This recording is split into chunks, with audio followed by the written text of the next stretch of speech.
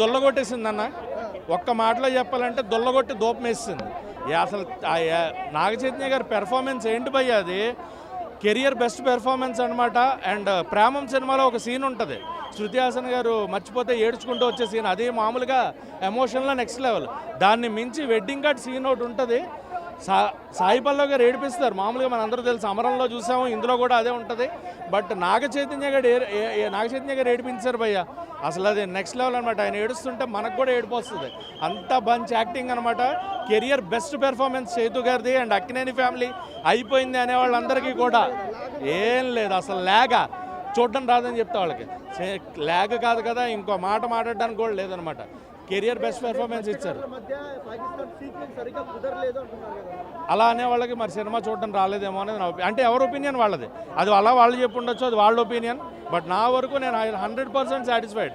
And female version బాగుంది, male version బాగుంది, sad version బాగుంది, ప్యాట్రియాటిక్ సాంగ్ బాగుంది, నమో నమ శివాయ సాంగ్.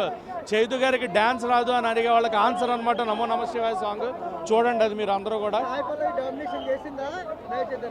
సాయి పల్లవి గారు 100% ఇస్తే, మామూలుగా సాయి పల్లవి గారిని ఎవరు డామినేట్ చేయలేరు అంటారు, బట్ నాగ చైతన్య గారు 101% ఇచ్చారనమాట. సినిమా దొల్లగొట్టేసింది.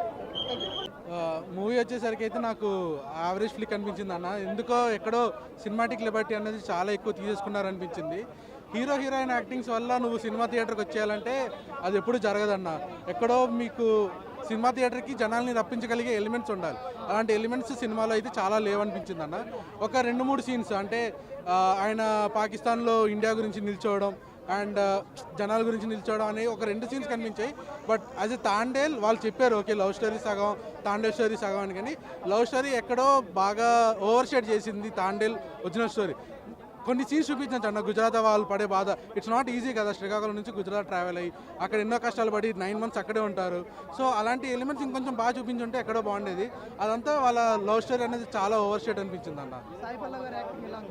సాయి పల్లవి గారు కానీ నాగ చైతన్య గారు కానీ వాళ్ళకి పేరు పెట్టాల్సిన అవసరం లేదన్న.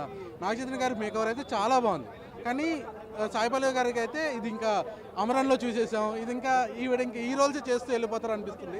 యాక్టింగ్ పరంగా చాలా బాగుంది, బట్ ఏంటంటే మనకి రొటీన్ అయిపోవడం వల్ల కనెక్ట్ అవ్వలేకపోతున్నాం ఏమో అనిపించింది. లవర్స్ని లాక్కుని రావాలంటే రావచ్చు, బట్ ఒక కంప్లీట్ ఆడియన్స్ని డ్రైవ్ చేసే ఎలిమెంట్స్ అయితే మూవీలో ఏం లేవు అన్న.